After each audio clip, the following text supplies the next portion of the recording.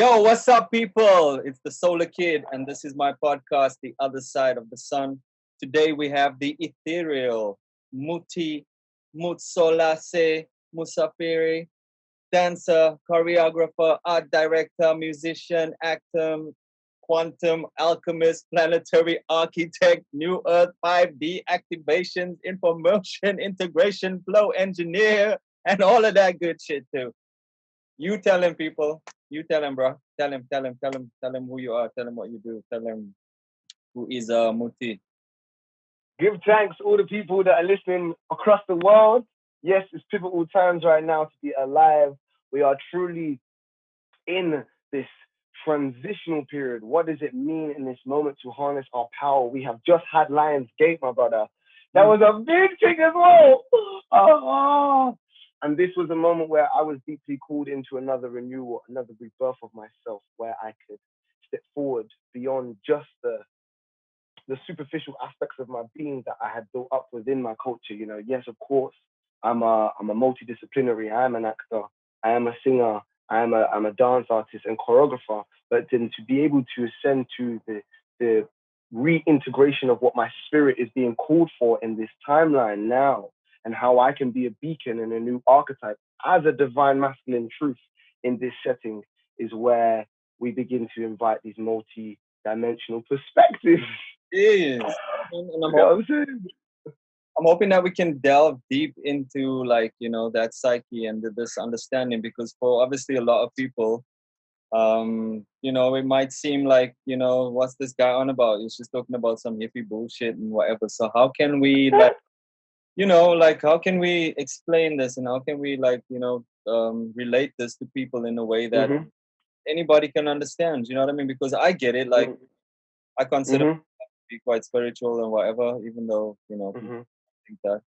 And like, you know, this podcast is about a self-discovery. You know, I mean, me finding out about different things, and I mean, that's particularly why I wanted to speak to you, because, you know, in that, I find it very intriguing, like, you know, the way you interact, like the way you interact with your, you know, your spirituality, the way you interact with people, you know, just your general consciousness and nature. I mean, like, people I find are drawn to you, man. Like, I performed with you. If you don't know, people, I've been on stage with this brother many times. I've been his player, I've been his producer for like, what, 2 years now. But another level, on a brother level, this is my G, man, my guy. You know, been through a lot, and I'm just hoping that you can share some stuff. So, like, before we get into the deep, like, spiritual stuff, let's delve a little bit into, like, you know, young Muti. Was young Muti always like this? Was young Muti always a spiritual, engaging being who's just full of love and light and out there, outspoken? What were you like as a teenager or as a child, man? Wow. Well, give thanks, man. I've been on a few different moments in this environment, and I just want to say one time, Mr. Solarkidd, thank you for getting me on. That was probably one of the best introductions I've ever experienced in myself. Most encompassing and inviting for all sides of my being to come out. So give thanks for that. Man knows me. You know what I'm saying? That's where it is. Oh, young Muts. You know what I mean? Like, if you take it back to the genesis of my creation, we're looking at my father, who is of the Hutu and Tutsi tribe, coming from Burundi and Rwanda, the central eastern parts of Africa that have gone through so much. You know, there's war-torn experiences that exist in my bloodline. You know, there's genocide that has been perused by some of the colonialism that has come from the West. Belgium, who had come and torn apart, Germany, who had torn apart from the people from inside. You know what I'm saying? You know what I mean? Exactly. They've infiltrated the minds of some of the purest aspects of Africa. And, you know, I give thanks because my father was able to grow up being up to about 7, 8 years old, where he could walk across valleys, across mountains to arrive at school. He could walk up and climb up a tree and see the mountains that were in Congo, and see the sense of perspective, see the sense of a viewpoint and prospect beyond where he was in that moment. And of course, through these times of war, it meant that, some of our family had to reach out, had to expand. He migrated to Belgium, to Canada, and my father had the gift of being able to study afterwards in Belgium, but really have the roots and the cultivation of his instincts in Africa. And on the other hand, there's my mother, who is a beautiful South Korean woman who was adopted at a very young age. And there was an incredible history there where Koreans experienced a deep sort of hun, they called it, which is a deep sense of cultural shame, which really innovated their whole culture to start to mobilize and galvanize itself in a completely different way. So where I'm existing from these two polarized cultures that have experienced, grief, deep grief of a culture, deep shame of a culture, but being able to rise as the underdogs through that and emerge as these new transcended aspects of themselves is my origins of my being, and I give thanks for that, because I grew up in a world now where they were able to migrate from Belgium to London because they wanted to create their own environment where they could cultivate the lives that they wanted, away from their families, away from the sense of what they had to keep themselves and limit themselves to, and wanted to experience their own freedom. So that in itself, in origins, I've been born out of survivors. I've been born out of people who were able to see beyond the environment that they were in. I've been born from people who have been able to transcend boundaries and limitations that were put for them and discover their own way of being. So I give a lot of thanks to my parents, because being in London, it's kind of sometimes hard when you're in your young days, you're isolated. Like, I grew up with not much actual physical family there, and you know what it's like, fam. You know what it's like being African in London when, you're feeling the ripples and the vibration of the African super consciousness, but at the same time, there's there's no one that you're actually saying, yo, that's my fam. But then you realize something deeply embedded in your being, in your blood, that reminds you that it does take a village to raise a child. And I very much grew with every single elder, every single family member that I ever stayed with, who nurtured me in my younger years as a teacher to me, as a parental figure, where I was raised by the village. And then that allowed me to be much more colorful, much more varied in my being. Um, and that also made me very hungry for what was this sense of family, what was this sense of community, especially being someone outside of its original habitat. What was that like being mixed race, bro? I mean, like, it's two completely different. Like, it's, you got the Congo and then you've got Korea, bro. Like, I mean, that is like almost Burundi, innit? Burundi and Korea, yeah. India and Korea. That's like two opposite ends of the spectrum. Even though for me personally, I feel like Asia and Africa have so many things that are very similar in terms of culture and tradition. Not many people would like see it that way, but what was it like? Like, I mean, London is quite diverse, but then there still are like cliques. You know what I mean? Like, Yard Man. You know what I mean? Caribbean Man, or then there was the African Man, then there was like, you know, what was it? So yeah, exactly that. Like, you're wondering. Go ahead. Grow up in Camden or where? I was born at Royal Free Hospital in Hampstead Heath. Yeah. But I was born with a Belgian passport. So I was born speaking French and English. And a lot of people don't realize this, but when you grow up bilingual, when you grow up speaking a language at home, but then you go to school and you experience yourself through English, you sometimes have this sense of being out of place, because you're having to learn a language that's not your own tongue, it's not your own mother tongue. Which means that my intelligence, what I mean, my adaptability, my level of survival instinct, which I talk a lot about in my own practice, very much was attuned to how I can learn from each person, as a sense of like mirror who can inform me about how I can improve and be better received in my communication. So yeah, I was able to assimilate with a lot of different cultures, but where I saw the Orientals, I'm like, yo, when you do the research and you check out how innovative Koreans are, and you realize your mom was adopted, you see how innovative Koreans are, you're like, wow, that's in my blood. That's in my blood. That instinct is in my being. You see the Africans and you're like, wow, you see how much kind-hearted they are, and how much that compassionate nature and abundant nature is within them. And you see that you can operate like that in London sometimes, but people don't know how to take that. people don't know how to take that sometimes. They want to shut it down because they're not ready for that level of openness.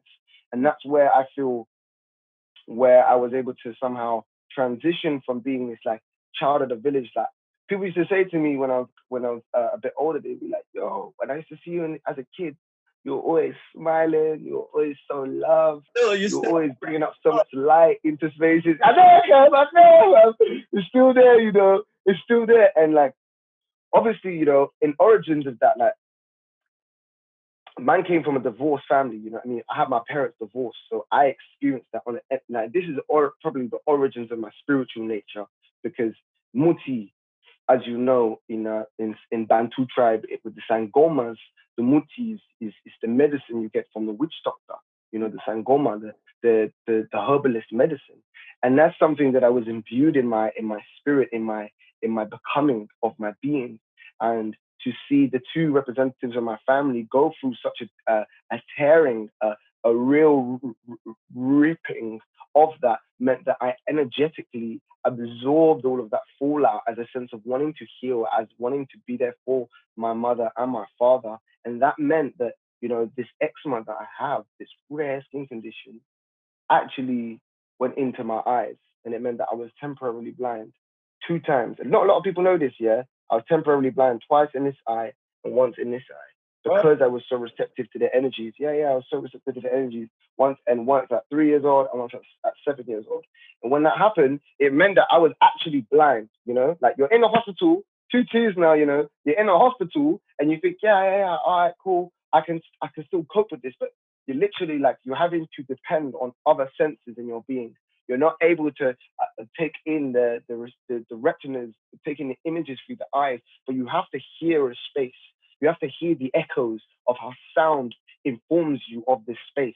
You have to listen with your sense of smell about where food is when you are hungry. And that really tuned in to some of my feral natures, some of my more primal instincts. And that's why I talked about so much about this survivalist instinct and where I've come from in that, because it really adapted my nature to excel to another breed of what I would call human instincts now. Um, so that I'd say is probably one of the biggest tipping points of what has emerged me to start going into these altered states of being and start to listen into how consciousness is informing me of the nature of energy purely because of the limitation, purely because of the pain I've had to go through, purely because of the trauma that I've had to rise through. That has meant that I've been able to transcend some of my darkness and arrive with more light to give into the world. And I would say that's for anyone who has experienced their own darkness, that they are crucial opportunities for you to master another sense of your own light scale and your own ability to give that love, that real transcendent tool that allows you to really expand your being and experience another capacity of your own sensorial ability. When did that process begin? Like that process of like, I call it basically self-understanding or like, self-realization. And like, what were some of the processes that you actually went through? Because I know like you do qigong, you studied art and dance, and you're very versed with like, the flow states and energy and like, Mm-hmm. so like, how did that start? When did that start? And what kind of practices did you study or learn to, It's funny that, yeah, because when I talk about the sense of family, when I talk about the sense of community, I talk about what's really been activated in my DNA, which I now later know is epigenetics, knowing that we have these unique skill sets that our parents have transcended. We talk about with epigenetics how you can encode part of your genome strands with either your most traumatic experiences or your most transcendent experiences. And these can unlock some of these deep, deep, deep gifts that you have been given from birth. And until you can have that cracking open, then you realize the full capacity of what you've been given, really been gifted in your being. So through these survivalist experiences, I was trialed and I had to overcome these senses and arrive into these new perspectives. But where I went to also in the sense of tribe, in the sense of like primal understanding, was this sense of gangs. I grew up in East London. I grew up in Hackney, one of the worst boroughs. I grew up in Finchley, which people would think is suburbia, but actually there was so many estates that had their own, that canine, frontline. We had hood bangers. We had all of these people who were the elders in the tribes who were initiating some of the young people. And bless her, I was able to operate as this young person with a lot of light, with a lot of smiles and big hair. So the elders would always go to me, you're the one who's meant to make it out. You're the talented one. You're the one who's got the gifts. You're the one who has to make it out for all of us. And I'm thinking, yo, yo, yo. So everyone was always holding it as a sense of tribe, as a sense of pack. And that's what I fell in love with, this sense of community, because I'll be real with you. Like I'm so loyal to my core. I'm, Chinese zodiac. I'm a dog with those aspects of it. I'm loyal to my core with people who hold me, who love me, and that I extend that. So when I was in the gangs, I got in a few sticky moments where we were in a couple tiffs and taps with different boroughs and different groups, and there was a lot of standoff moments and some moments that I was actually, what people would call caught slipping, and I actually got jumped a few times. And these moments were moments where like I experienced full like beatings, like stamp outs, beef, like rumbles and that people glass bottles, all of them things. And when you experience that, there's a level of your own innocence that has to emerge from that space, like this divine innocence, this innocence that I have in my being, this gift that I have, had to be challenged in these environments, and I had to become a product of that environment and learn my warrior, learn what it meant to be a warrior in this concrete jungle. And these were the things that allowed me to really understand my strengths and allowed me to understand some of my more protective natures that were willing to overcome certain things. So yeah, I got caught in a couple gang situations. I got caught with a couple moments where we was trying to make a couple two bits of money, two operations, and all of that. And I found myself at a point in my life where I said to myself, like, you can either go this direction now, yeah, or you can be everything that you were designed to be for this world. You can be the enhancement that God has gifted you with these tools that you are here to enable into this world. You can be that being, or you can decide to flush all of that down a drain and get caught up in some other stuff that is some trap mentality that's not meant for you. But ultimately, that was your training ground. That was your terrain to master the abilities that allow you to now face the world that we are in. So it doesn't knock you off balance. So you have your spear. You have your spear to direct your energy forward. You have your shield, to be able to protect yourself in that manner. And through that journey, I arrived in art. I arrived at this sense of like, how can I express the pain that I've experienced in my being through something without language, coming from this French, from this English. So I always knew from a young age I wanted to do acting. From early, I always knew I was an actor, I was a performer in that way. But then there was a moment I did a project with 120 kids at the Royal Albert Hall, with the London Symphony Orchestra for Dance Umbrella. Big up Dance Umbrella for doing projects to get so many diverse kids into projects of contemporary dance.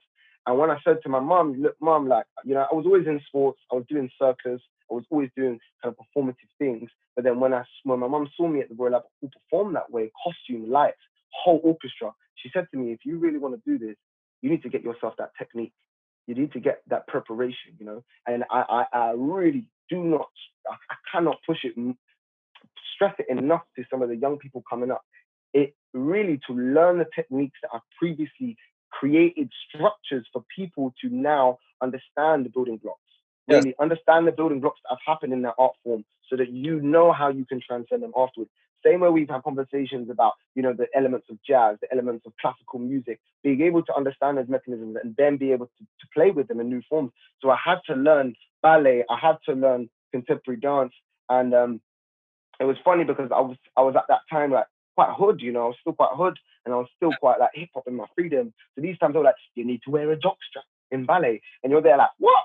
I'm wearing a thong? Why am I wearing a male thong though? Why am I coming in and wearing a male thong? And then you're like, no, bro, no, I'm not doing that.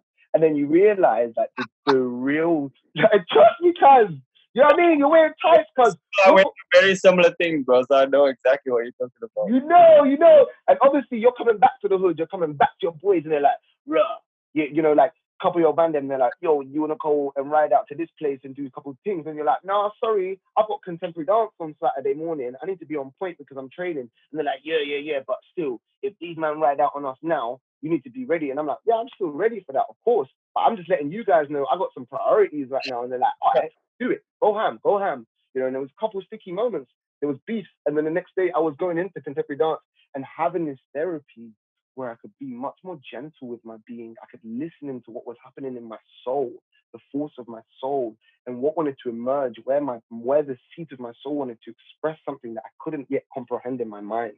And it became this kind of therapeutic environment. It became this realm for me to listen and deeper into where I felt knotted inside of my being, where I wanted to untangle some of these fractals that had previously come from some of my ancestral traumas, that had previously come from some of the things I inherited from my parents and their pain, and the things that I had to go through. And it became this source of my medicine.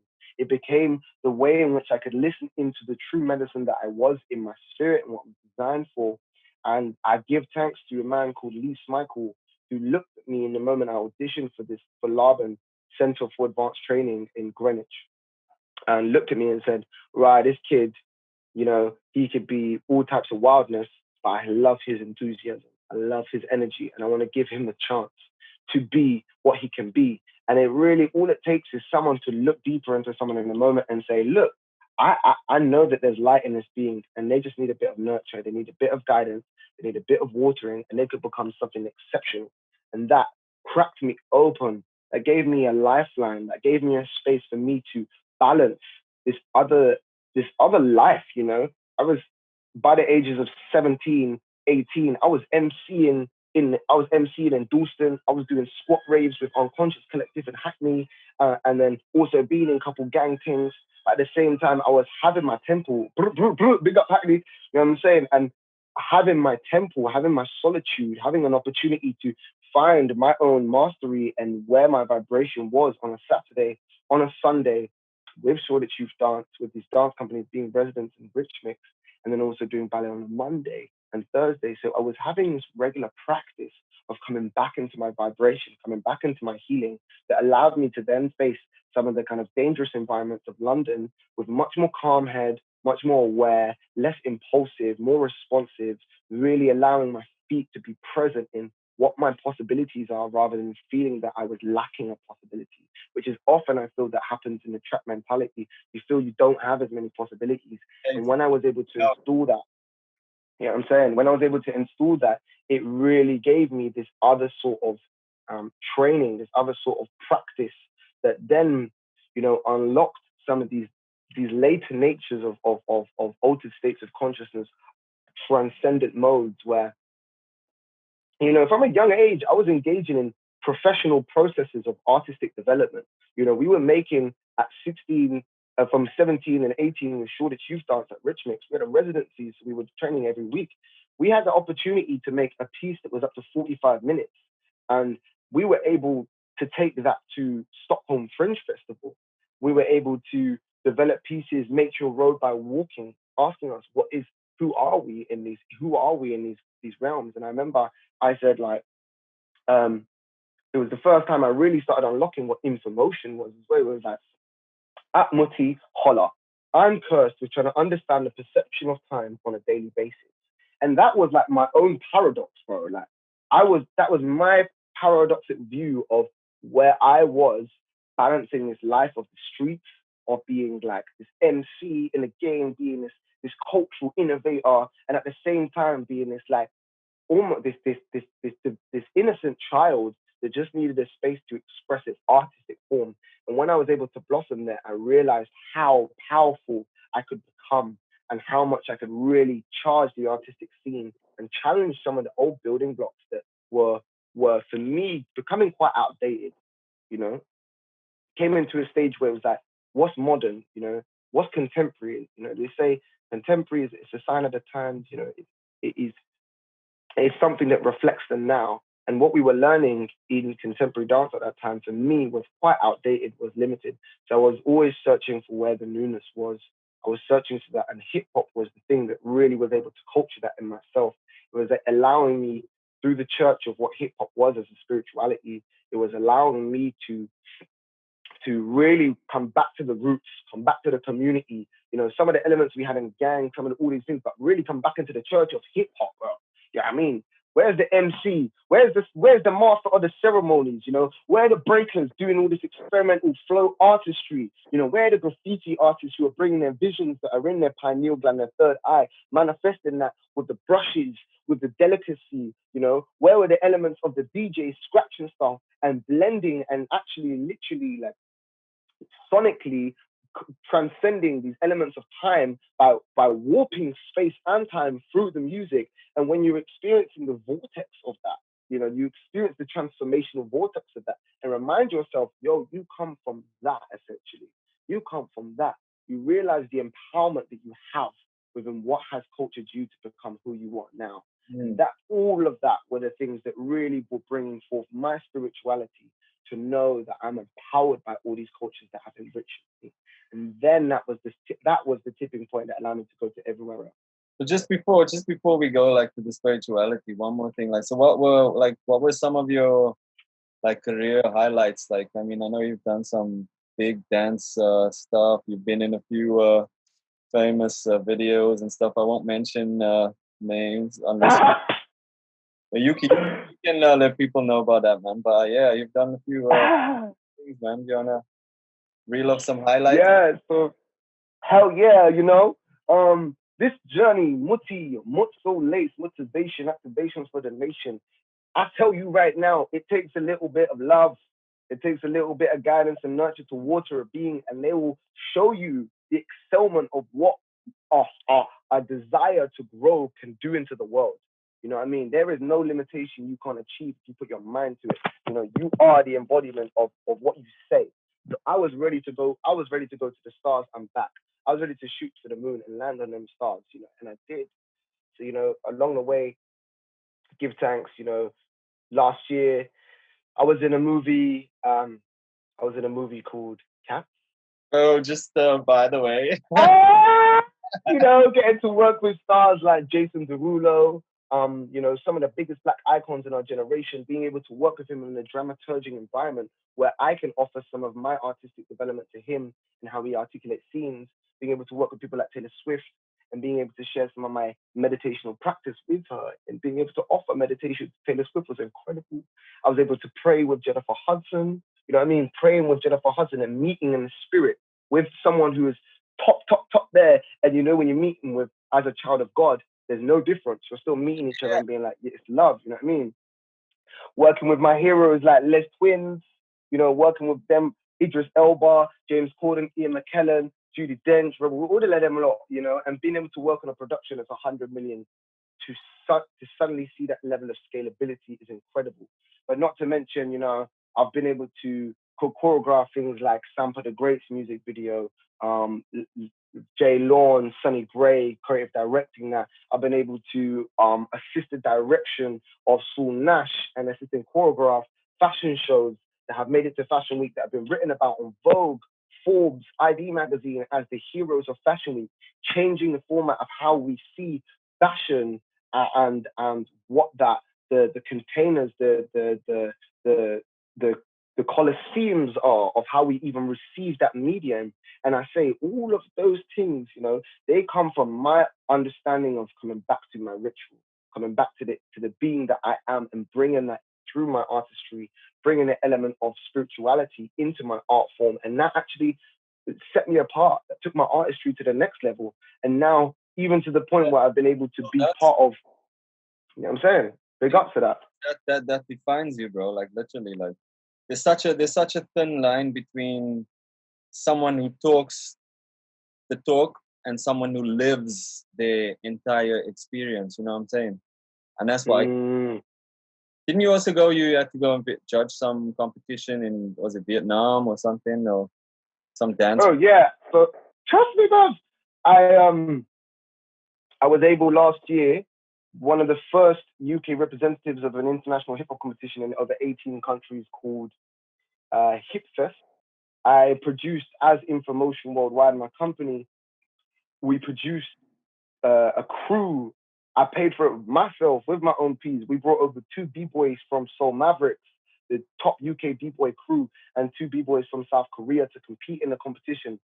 That was one of the highlights for me of how we can crown hip hop again and in how it brings culture together. We made it to the semifinals only to be beaten by Predators, the top crew in Russia.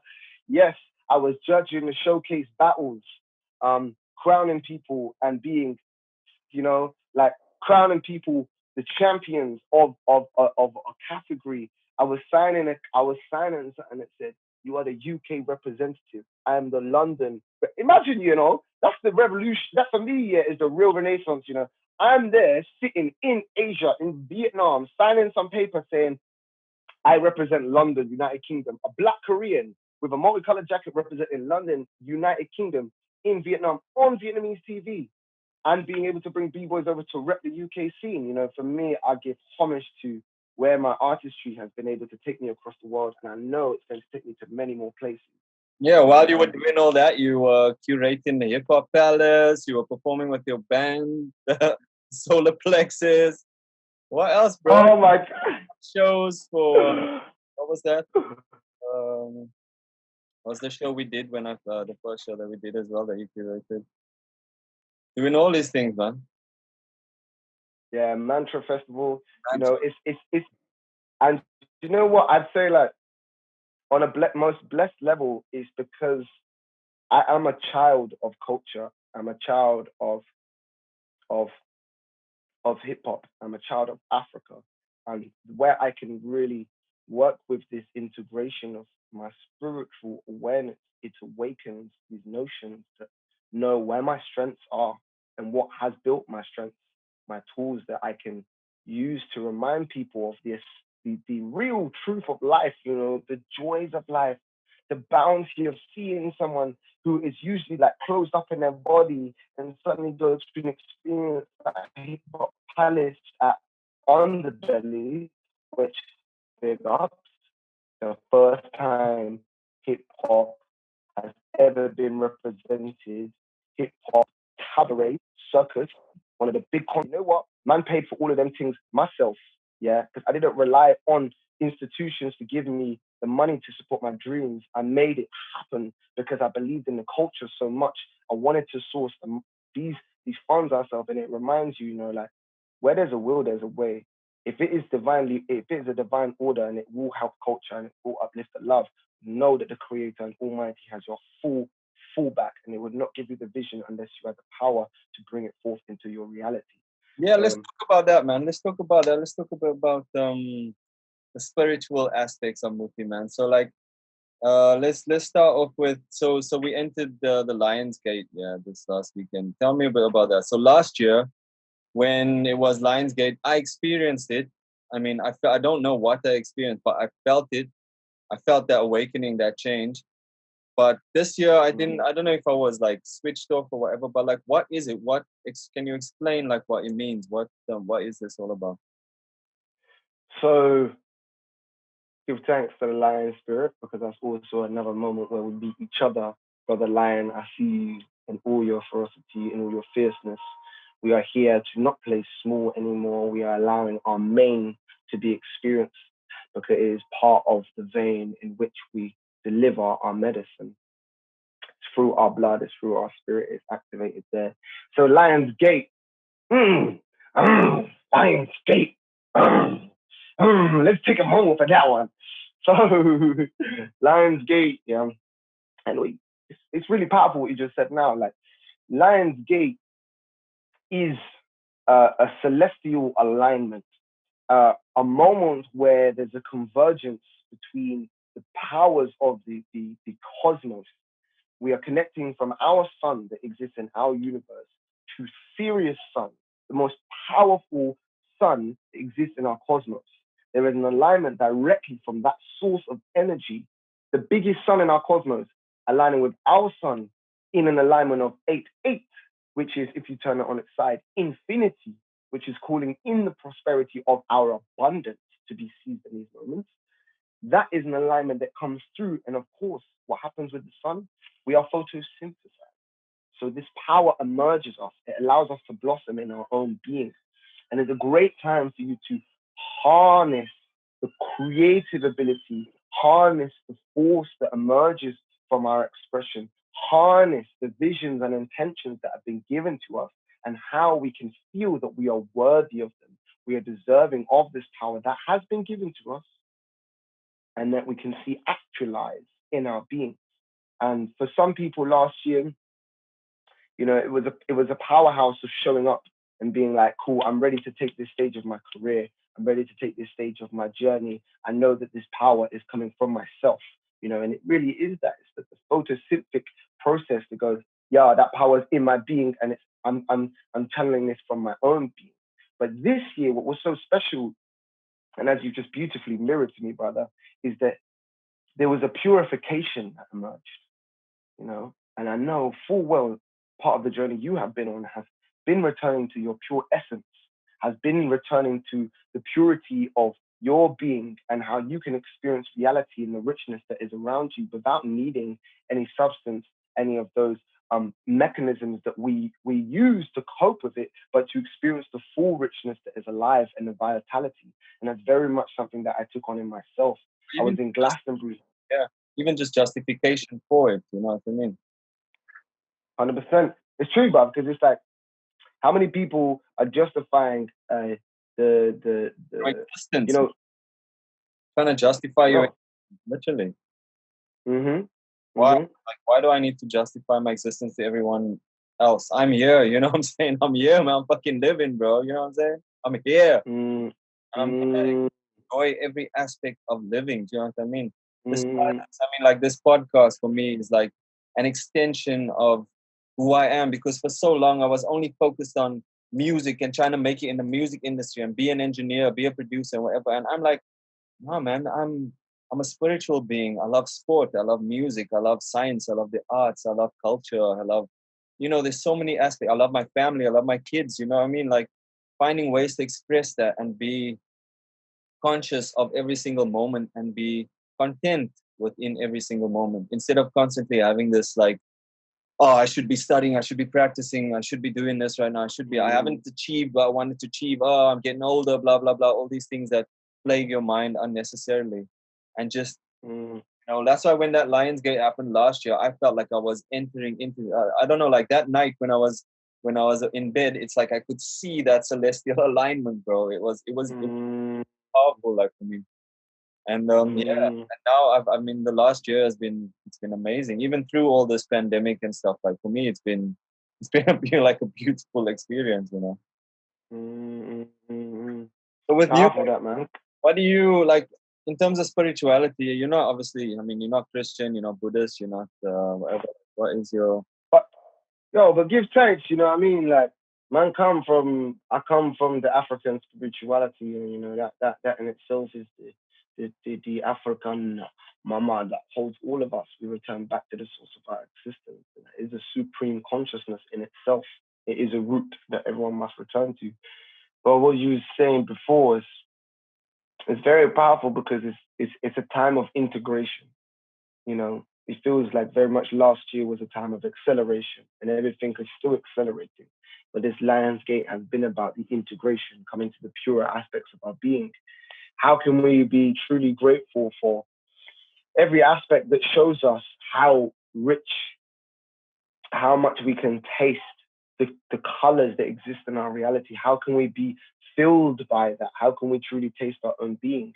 And that sometimes means we have to take away some of the distractions that try to muddy our tastes. So I deeply resonate with that, fam.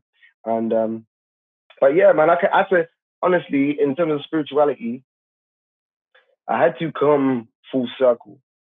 I went through the journey of the medicine wheel, we'd say, going through the shamanic path, doing things like plant medicines, grandmother Aya, grandfather's Sampero, Wachuma, but then also knowing that as I stretch my being in all these different aspects, there is a place that I was born through, a place that was anointed through in my family, which is being a child of God, another manifestation of the divine.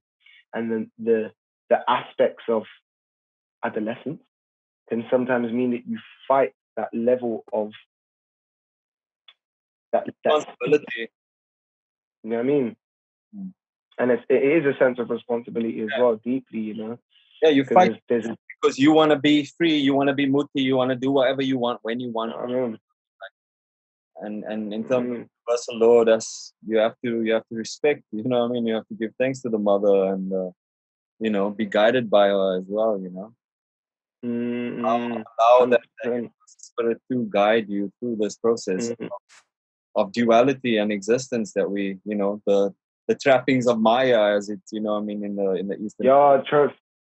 Deeply, and returning back to the sovereign is very much a time of feeling the soul sovereignty of our expression, and knowing that in itself is one of the purest gifts we can give unto our expression, our voice, our dance, the things that we return back to. We have to remember, the parts of our being that we have almost sacrificed being in society and adapting to and giving up.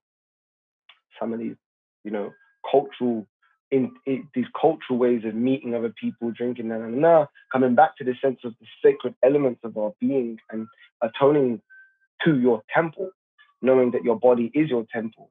And it really, yeah, man, like, I don't think I'm saying, I don't think there's anything wrong with those, like doing whatever you want to, because like that is your right on this earth. You know what I mean? There's no like, I feel like, of course, there shouldn't be like any case where like someone can say, no, my way is better than another way. It's just really understanding what your higher self is calling into you and not ignoring those signals. Yeah. If you're working with spirit, if you're working with your spiritual awareness, you need to be able to have a capacity of reflection. And once you reflect on these natures, you go, right, I'm going to make an integration. It means that I'm not going to return back to that same cycle, because that's your karmic loop. You're in that karmic loop. That feedback loop will keep taking you to them same lessons. And until you can overcome them, you will be incarnated, you will return, and you'll go through them things again. But who's got time to be doing them things again? You know what I mean? I was speaking to my brother about that last night, because we were talking about reincarnation, and like he was like, he likes the idea of it, and he hopes that it's true. Like both of us have been delving a lot in like Eastern philosophy for the last however many years, specifically to do with like Indian mysticism and the Vedas and the Bhagavad Gita and that type of stuff.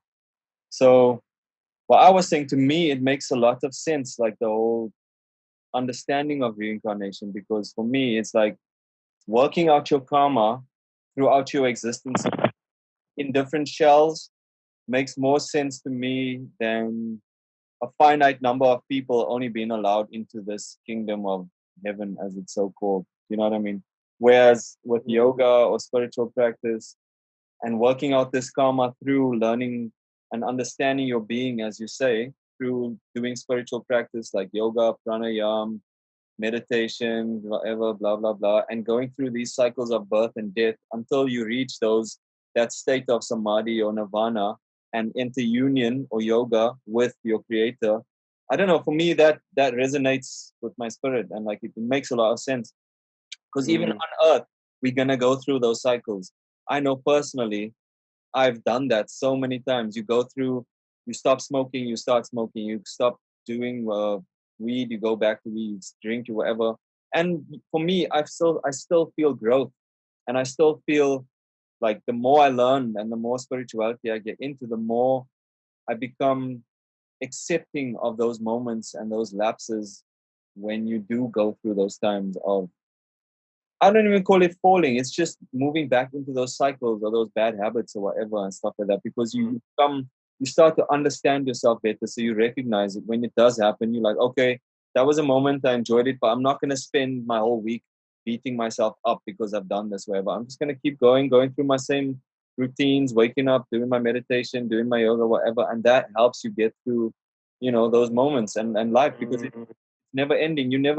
For me, I don't feel there's anything like being perfect or the perfect way or the right religion. For me, the only thing that's perfect is death. You know what I'm saying? So that's how I see things. I don't know what your perspective is. Yeah, definitely. The only thing that is promised is death, and once we can come to a sense of acceptance in that, then we experience life with such more reverence. Yeah. There was a lot of crusaders in their time that knew going into these ecstatic trance states was a way for them to transcend some of the lower astral aspects of their desires.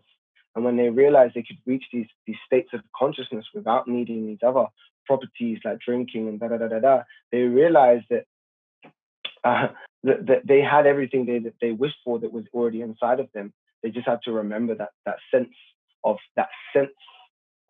of experience. And that's why we have these like breakthroughs of like the psychedelic renaissance. So you can lift yourself on a higher altitude and arrive into a space where it's like, ah, this is what it's like operating on this frequency. This is what this awareness does to me. Oh snap, there's so many more colors and there's so much more I'm hearing in my inner ear, my reality. Now, boom, you come out of that, you experience yourself like, oh, I'm back into this other side of this normal world, you know, and then it's like, how can you access this, you know, these transcendent God states, you know? It's funny, you know, a lot of people have these moments with the psychedelics and they go and they're like, oh my God, I'm at the top of a mountain, I'm a golden god, only to deter themselves to go like, actually, I only achieved that through drugs. Yeah, because they don't believe that they can actually sustain that level of vibration in themselves, because obviously we are made in the eyes of the creator. We are all children of God. And if you see that, you recognize the ability to be a creator in your reality and that everything is a reflection of your vibration. And when you recognize that, it's like, okay, so what am I putting into me that's really encrypting my vibration and attracting the reality that either I choose to or I'm either unconscious of, you know what I mean? So it's really about how much conscious ability, how much conscious intent can we bring to certain aspects of our life so we can attract the most highest and emergent timeline that we wish to call forth for our journey in life. And that simply just goes through these, as you're saying, these cyclical forms of like, you know, if you see it, you know, you see the energy patterns of the world and you see there's this toroidal form where the energy can recharge like this.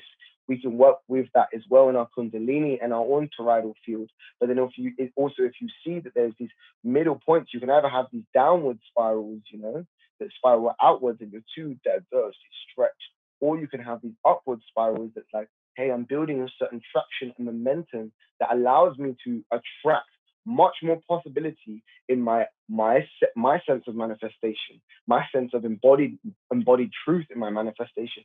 And when you realize that radius of what you are able to start to attune to, and you realize also what you need to sustain that level of attunement, that's really what it is. It's about sustaining that frequency. What I was gonna say. Yeah, because that comes with awareness. I mean, once you find that awareness, because like I feel that there's definitely place for psychedelics, you know, those psychedelic trips, ayahuasca, San Pedro, all that stuff. But in the same way, like I feel like you can actually reach those states through meditation and yoga as well. But then in the same breath as well, when you reach those states, like you said, you can go and meditate in an ashram for a year or whatever in India.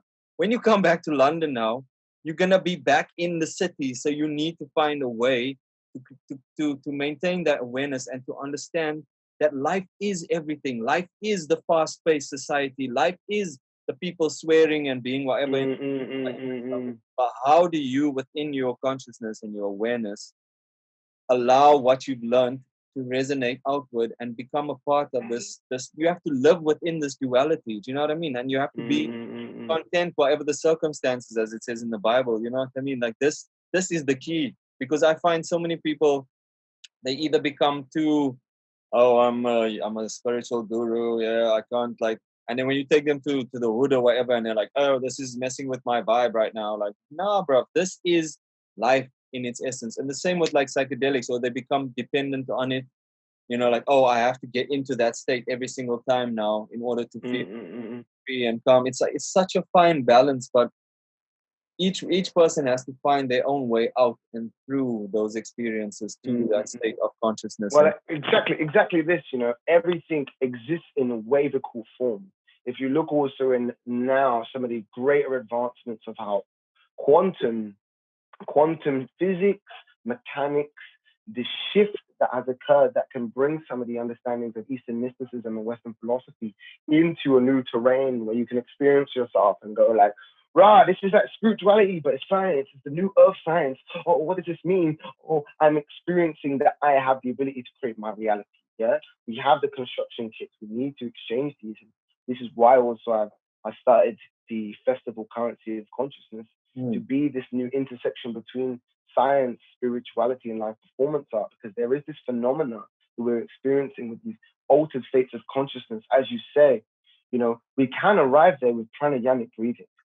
We can arrive there. That's been going on for way, way, way, way Oh, back, yeah. way. But then the thing is, this is the thing, yeah. If you look at the spiritual ability, that if you look back in time as well, if you look at the spiritual ability that the Tibetan monks achieved in their heightened states of consciousness, the purification they went through, the ideas that they could levitate, the ideas that they could fast, they could be meditating for over like 10 to 100 years to slow down their aging process. Like if you comprehend the level of intent and attention they brought to their presence to sustain that, but then at the same time saw that a bunch of young Chinese kids with metal bullets and guns were able to come down and tear down these monks and spray them down. It's like you have to understand that there's the cycles that repeat themselves in humanity's history, where you can achieve a certain level of spiritual integrity, but you will still be at threat from these other people who are in their own survivalist journey. And it's like, how do you meet this?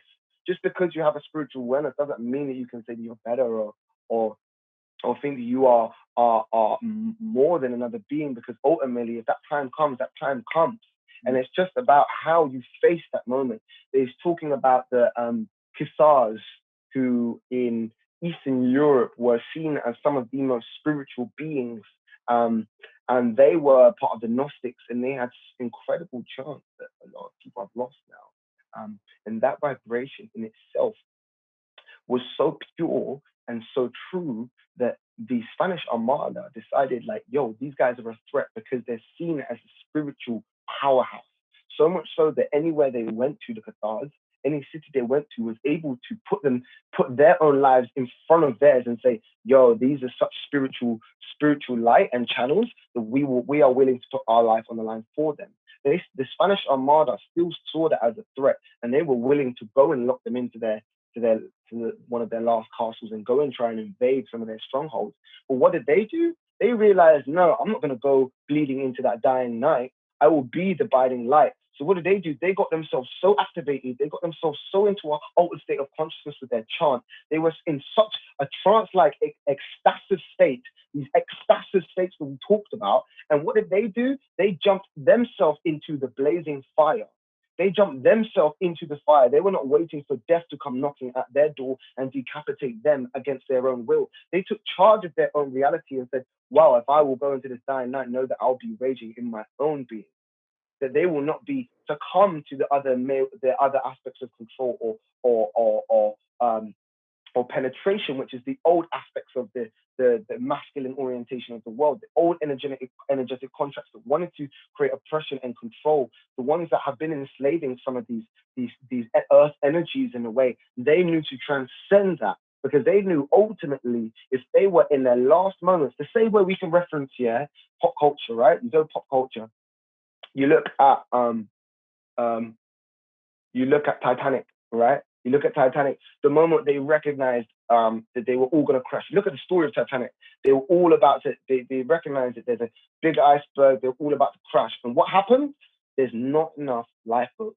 There's not enough life jackets for all the people. What do they say? Women and children first.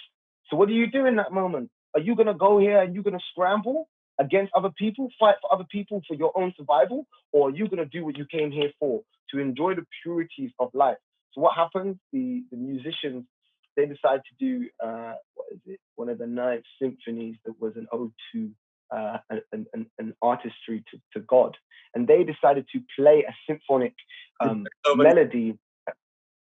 Yeah, they decided to play one that was an ode to the catharticness. The cathartic. I can drop a little reference in there later on when I can't remember the specific one, but it was. They realized they're like, well, if we're gonna die, we're gonna do the thing that we came here to do. And it's the same thing with the Cathars. You know, it's like, I'm going to go out into that dying night by my own being, by the raging of my own being. I'm going to go out in that dying night by the essence that I came here to illuminate into these spaces.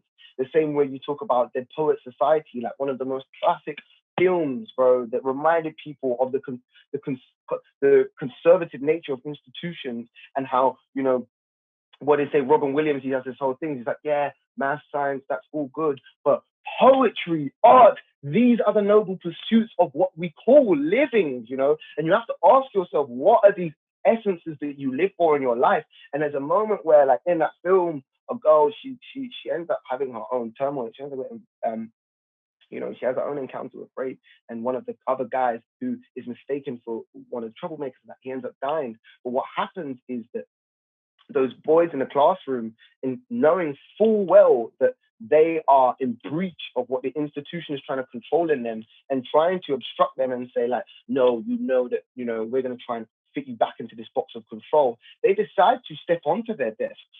They decide to, there's this beautiful reference point, like I would love to drop an image in there. They decide to jump on their desk.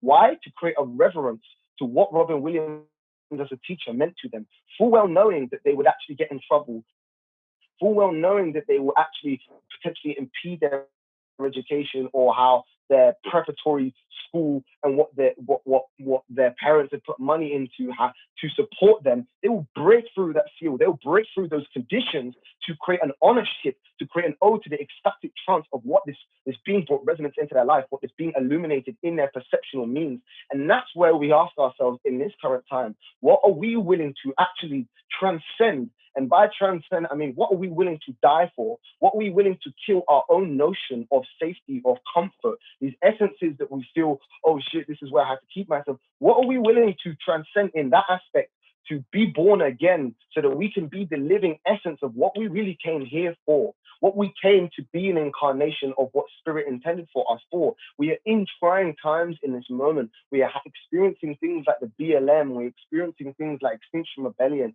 all these notions where our race, our freedom is being brought into question. And in these moments, like, yo, like I look at myself and I go, yo, I'm a warrior in this game. Who is here on the front line with me? Because I know I'm willing to die for my art. I'm willing to die for what my essence and my being is here to do, because I know that that will echo way beyond time, way beyond this timeline. The same way the Cathars and the Gnostics, they ecstatically brought themselves into trance, which we still remember to this day. We still remember to this day. The same way we understand that some of these echoes in history, they transcend their own timeline and become a lesson, a cyclical lesson to humanity, and what its notion of control previously is, these old vibrations, and how we must transcend them to really respond to the sense of living, the sense of being alive. I think of what does life mean to you guys? What does it mean to y'all? You know what picture that brings to mind for me is do you know the cover of a Rage Against the Machine album, with a Buddhist monk that set himself on fire? Yeah, 100%. That's and it's that exact same notion, you know. I love this beautiful quote that comes from what's it called? It's from the, what's his name? It's the writer who wrote Charlotte's Web, and he said, I wake up in the morning with the desire to save the world, but also savor the world. And he asked himself, what must I do in this moment? And he responds with, I must savor the world, for if I do not, how can I know what I came here to save? So, you know what I'm saying? And this is it. It's like, we must experience the true essence of life. We must experience what these notions of sacredness, this notion of love.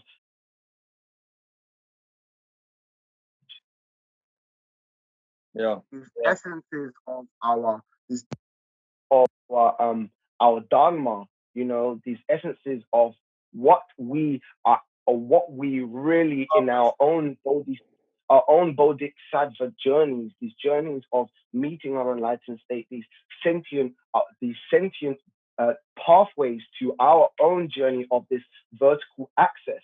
Once we arrive in that state, we must bring these pieces back through the tunnel that we came, so that we can bring it back to the grassroots level and begin to share that with people, not by the sense of looking down to people, but from the ground level and smiling through this so that it can uproar through the roots and then allow the same process of the branches, the leaves, to experience the photosynthesis of our light that we bring back from the corners of the cosmos, the corners of these lion's gates, these corners of the Sirius star, this solar source within our beings, and know that we are another mirroring of this energy, and know that we came here to be the embodiment of this for humanity.